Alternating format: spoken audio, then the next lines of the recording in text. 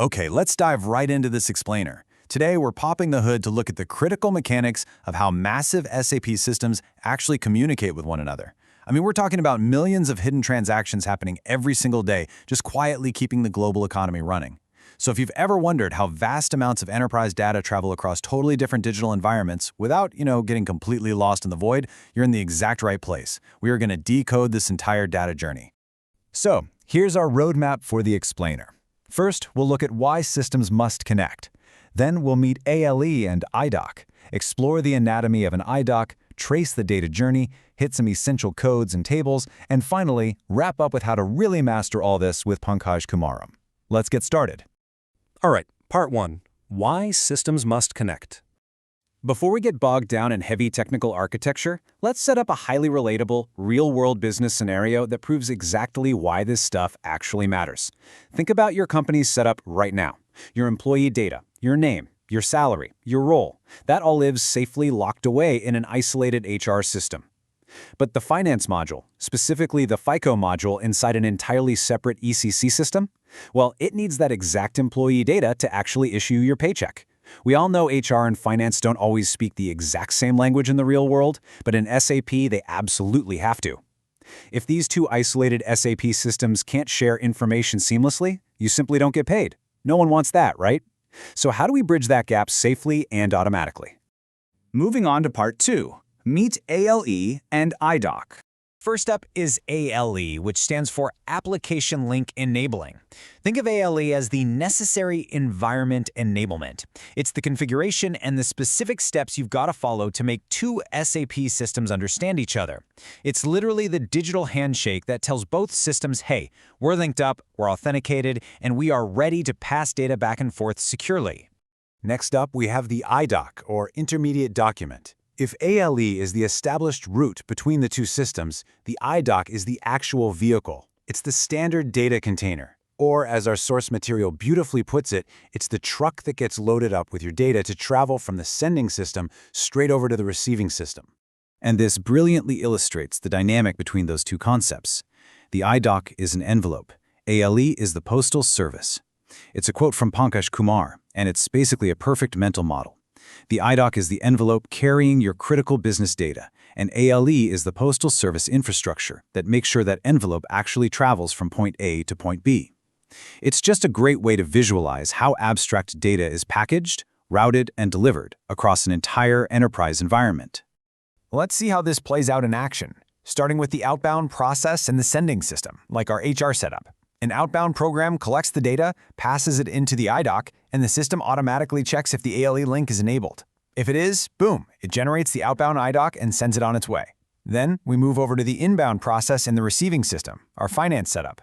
Over here, an inbound function module catches that IDOC, processes the data based on the specific business scenario, and updates the required local database tables.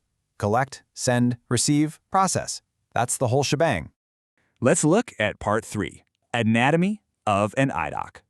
Now, what's really interesting here is that, much like sending a physical letter with a tracking number, every single IDOC is sliced into 3 distinct parts. First, the control slice. Think of this as the address. It holds technical info like the sender, the receiver, and the message type. Second, the data slice. This is the actual letter inside the envelope. The data here is highly organized into main segments for common info and subsegments for specific details, like plant or tax data. And third, the status slice. This tracks delivery updates, giving us a historical log of what happened to the IDOC at literally every single step of its journey. Which brings us right to part 4, tracing the data journey.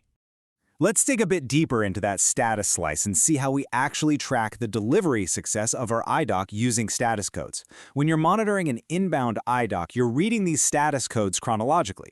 It typically starts at status 50, which just means the IDOC was successfully added to the receiver system. Then it moves to 64, meaning the IDOC is ready to be passed to the application. No filters blocked it, no conversions failed, everything's looking good. Finally, the golden number you are always looking for is 53. Status 53 means the application document was successfully posted. Your inbound function module did its job perfectly, and the database is officially updated. Let's transition to part 5, essential codes and tables. So, let's move from the theoretical architecture into the actual SAP database tables and commands that you'll be using on the job every single day. You need to know exactly where SAP stores these three IDOC components under the hood. The control record, that lives in table EDIDC. The status records live in EDIDS. But, hey, here is a massive pro tip that's going to save you a lot of headaches. The data records used to be stored in a table called EDID, but actually scratch that. That older table is deprecated in modern SAP systems like S/4HANA. Today, you absolutely must look in table EDID4 for those data records. You can easily view all of these using the transaction code SE16N, which is super user-friendly for pulling up specific data. Keep this knowledge handy. It's practically a perfect cheat sheet. Now, when you need to view the full IDOCs in the system, you're going to use specific transaction codes. You just enter WE02 or WE05, set your direction to either inbound or outbound, and view your records. Just a quick but totally vital distinction here. WE02 is going to show you both EDI traffic, meaning electronic data interchange from non-SAP systems, as well as ALE traffic. But WE05 exclusively filters for ALE traffic, meaning only communication from SAP to SAP. Finally, Part 6, Master SAP with Pankaj Kumaram Ram. Now, the mechanics of ALE and IDOCs are vast. What we've covered today is absolutely crucial, but to be honest, it's just the tip of the iceberg. To really survive and thrive in a high-stakes SAP environment, writing custom programs, troubleshooting live firewall issues, handling complex RFC security, you need serious, hands-on practice. And that is exactly why you need to join the Pankaj Kumaram training class. It pulls you out of the textbook and drops you right into real-world project scenarios with true expert mentorship. It is, without a doubt, the single best way to accelerate your SAP career. People join Pankaj Kumaram because it bridges that gap from basic theory to actual real-world technical mastery. Understanding these massive digital bridges makes you incredibly valuable in the tech space. The SAP systems are ready to talk to each other, but the only question left is, are you ready to lead the conversation? Don't stay stuck in theory. Get hands-on with the Pankaj Kumaram class today. Thanks so much for joining me for this explainer, and keep on learning.